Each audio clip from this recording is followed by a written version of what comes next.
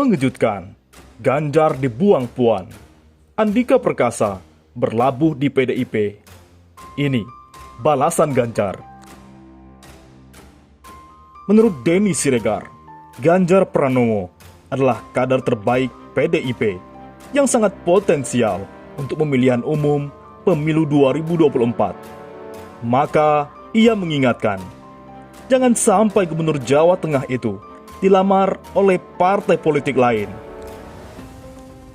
Mbak Puan, hati-hati loh, entar kader terbaiknya dilamar partai lain karena sangat potensial. Maaf, sekedar mengingatkan. Oleh karena itu, skenario Ganjar. Sulit bagi Ganjar bersaing dengan Puan jika masih di PDIP. Menurut pengamat politik Ujang Komarudin, sulit bagi Ganjar untuk bersaing dengan Puan. Apalagi beberapa waktu belakangan ini, Puan sudah mulai di-endorse di ruang publik. Tapi sayangnya, apapun langkah yang dilakukan oleh Puan, belum dilirik publik. Ia lebih dikenal oleh publik mematikan mikrofon ketika sedang dilakukan sidang paripurna pengesahan Undang-Undang Omnibus Law Cipta Kerja. Dalam konteks hari ini, Puan kan seharusnya leading, karena dia sudah duduk sebagai ketua DPR. Tetapi, situasi kekuasaan saat ini, pemerintah dikuasai oleh PDIP. Lalu rakyat butuh dan ingin menyampaikan aspirasi, malah ditekan, diokekan oleh Puan, dimatikan mic-nya, tutur Ujang.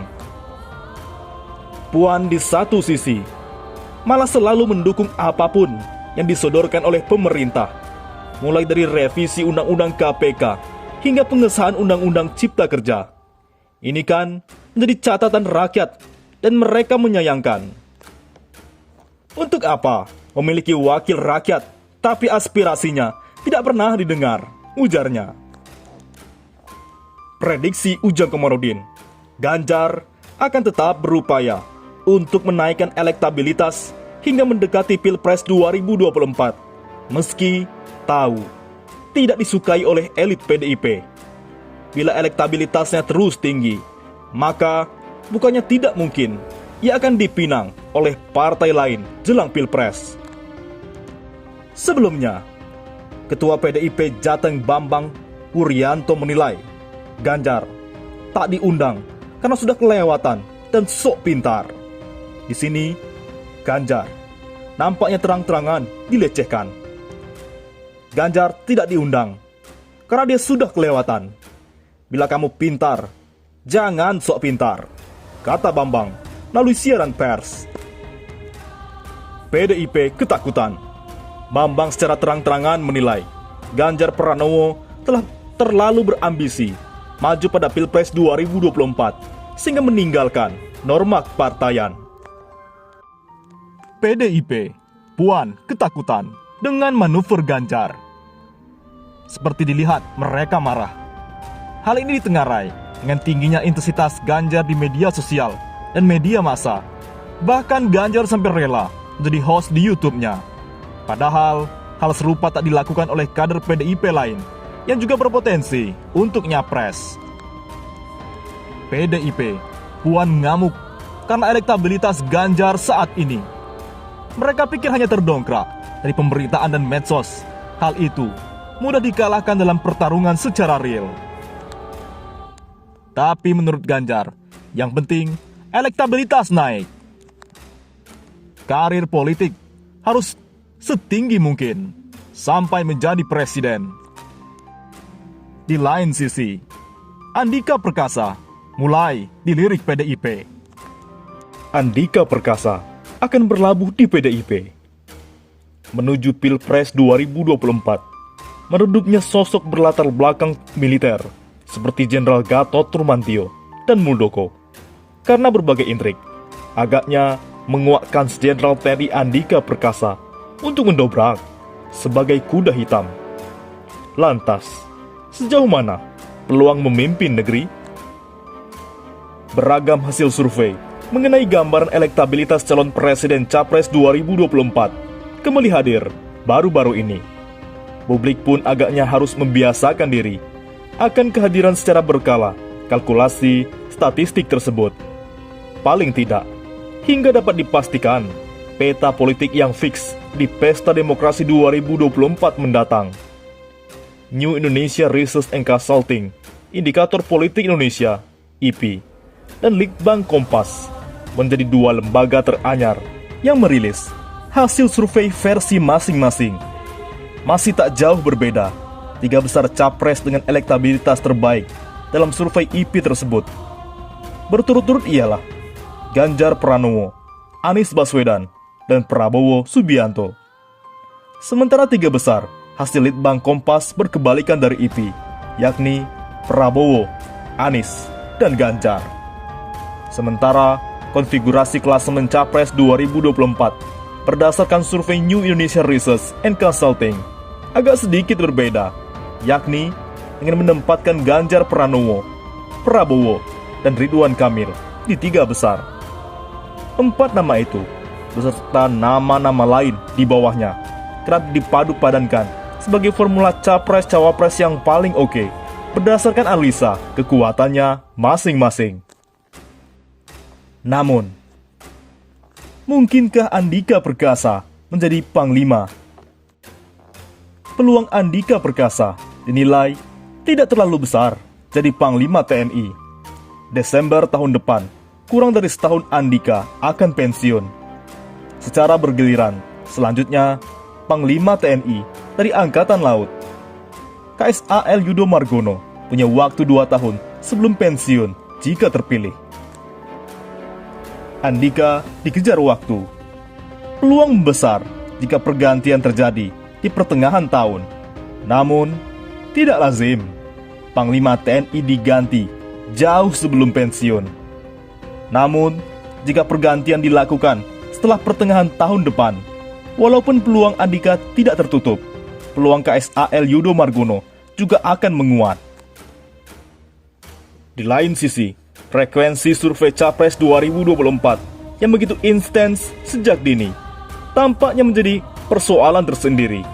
Plus, nama-nama yang itu-itu saja seolah menjadikan survei-survei itu bukan tidak mungkin akan menimbulkan kejenuhan di benak publik.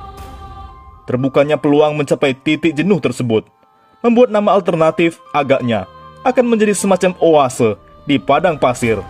Dan bukan tidak mungkin, justru akan jauh lebih memikat bagi para pemilih. Satu nama alternatif teranyar yang muncul dan memaksakan dan memanaskan persaingan ialah Kepala Staf TNI Angkatan Darat KSAD Jenderal TNI Andika Perkasa. Dipastikan akan purna tugas sebelum 2024. Andika memang kerap masuk dalam bursa kandidat kontestasi elektoral sejak tahun lalu. Ex-politisi Partai Demokrat, Ferdinand Hutahian, menjadi sosok yang kali ini memunculkan nama mantu AM Hendro Priyono itu. Merespon survei New Indonesia Research and Consulting, Ferdinand menilai bahwa pasangan Ganjar dan Andika Perkasa sangat ideal kelak di 2024 sebagai kombinasi Jawa non-Jawa sekaligus sipil militer. Munculnya nama Andika Perkasa tampaknya kembali menguak satu sisi fenomena politik di Indonesia, terutama jika fokus ditunjukkan pada kandidat berlatar belakang militer, yang mana opsi agaknya memang semakin menipis. Mulai dari kepastian pencalonan kembali Prabowo kelak yang masih dipertanyakan, kandidat lain seperti Gatot Nurmantio dan Muldoko yang terus meredup pamornya akibat ekses dari intrik politik tersebut, hingga Agus Harimurti Yudhoyono (AHY) yang elektabilitasnya angin-anginan karena terbentur pengalaman. Pertanyaannya, mungkinkah defisit kandidat capres maupun cawapres berlatar belakang militer akan menjadi fenomena tersendiri dalam perpolitikan tanah air? Lalu, apakah nama Andika Perkasa adalah alternatif terbaik? Menunggu suksesor SBY dan Prabowo.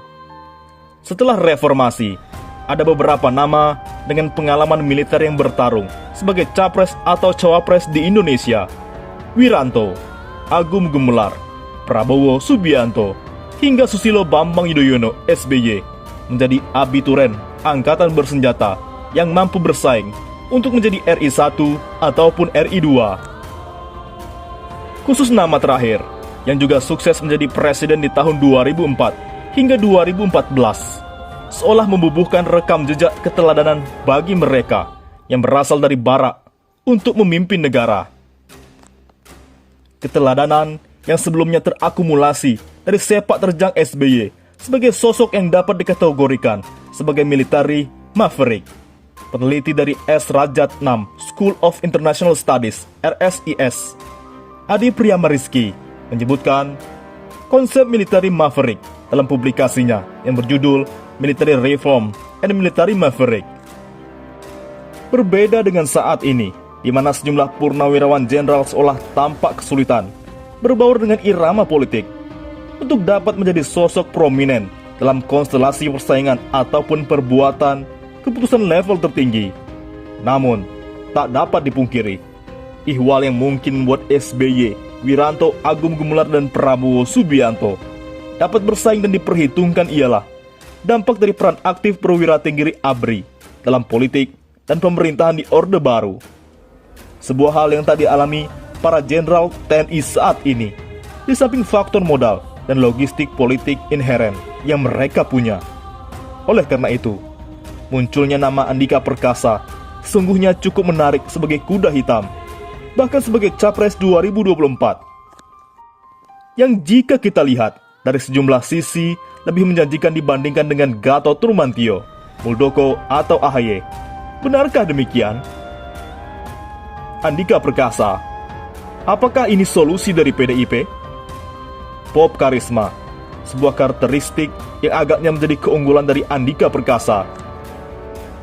Karakteristik itu muncul semacam prasyarat mutlak bagi sosok pemimpin di Indonesia, khususnya capres seperti yang disebutkan Ulla Fiona, The Trap of Pop Charisma for the Institutionalism of Indonesia Post Suharto Parties.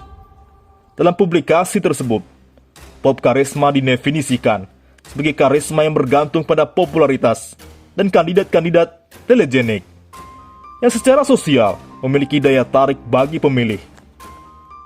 Sebagai sosok militer, dirinya sangat minim catatan kejahatan atau pelanggaran HAM. Andika juga memiliki modal dan jejaring sosial politik dari mertuanya, A.M. Hendro Priyono. Selain itu, gelagat Andika Perkasa sampai saat ini masih tergolong netral secara politik. Bagaimana menurut pendapat Anda?